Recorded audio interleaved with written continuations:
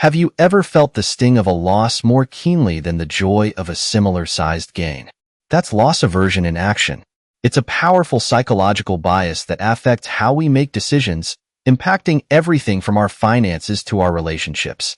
Essentially, it means the pain of losing something is psychologically about twice as powerful as the pleasure of gaining something of equal value. Think about it. Losing $100 feels worse than finding $100 feels good. This isn't just a feeling. It's a deeply ingrained part of how our brains work. Our brains are wired to prioritize avoiding negative outcomes over seeking positive ones. This makes perfect sense from an evolutionary perspective. In our ancestors' world, avoiding threats like predators or starvation was crucial for survival. A small gain might mean a slightly better meal, but a significant loss could mean death. So, our brains developed a system that prioritizes loss avoidance. Consider a simple example. Imagine you're offered a gamble. There's a 50% chance of winning $100 and a 50% chance of losing $100. Many people would refuse this bet, even though it's mathematically fair. The fear of losing the $100 outweighs the potential excitement of winning the same amount. This shows loss aversion in action, illustrating the psychological weight given to potential losses. This bias impacts many areas of our lives.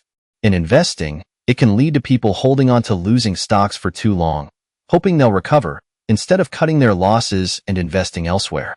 The fear of realizing a loss is stronger than the potential for future gains.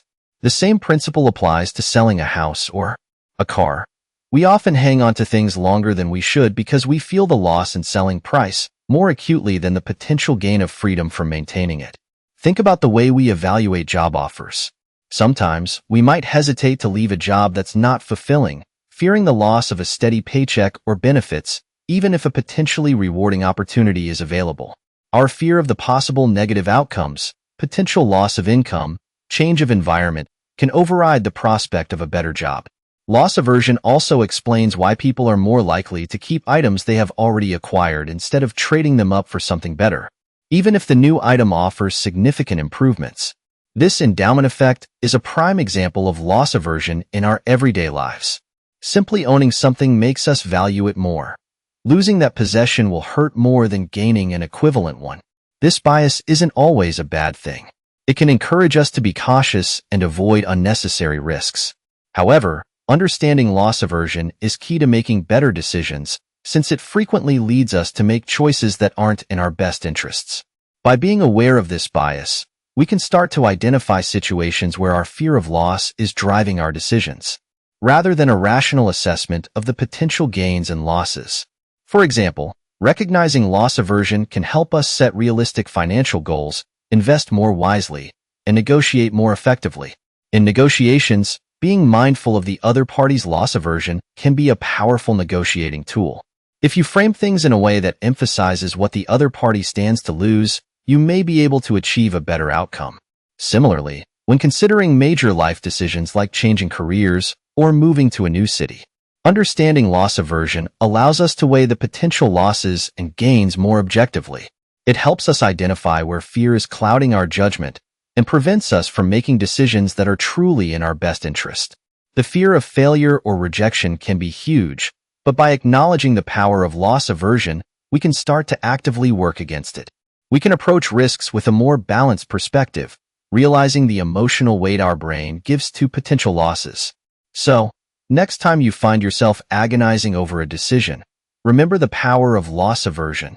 Ask yourself, am I letting the fear of losing something outweigh the potential benefits of gaining something else? By understanding this psychological bias, you can make more rational and ultimately better choices in your life. You can learn to manage this bias, turning it from an unconscious obstacle into a tool for more conscious, informed decision-making, allowing you to pursue your goals with a clearer perspective. Loss aversion isn't something to be eradicated. It's a fundamental part of human psychology. The key is to recognize its influence and learn to work with it, not against it. Recognizing its effect empowers us to make more balanced decisions, ones informed by reason and not simply dominated by the fear of loss. This awareness lets you make choices aligned with your long-term goals, rather than simply reacting to the immediate sting of potential loss. It's about finding a better balance between avoiding losses and pursuing gains, so you can live a more fulfilling and successful life.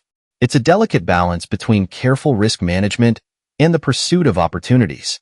Knowing that loss aversion influences our decisions helps us to avoid impulsive decisions driven purely by fear and instead allows us to thoughtfully evaluate options, leading to more informed decisions.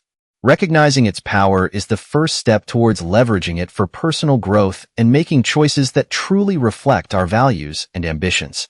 It's about finding that sweet spot between cautiousness and ambition, enabling us to achieve more while mitigating unnecessary risks.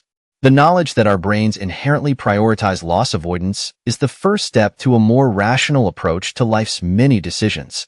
And with that comes the potential for richer and more satisfying experiences.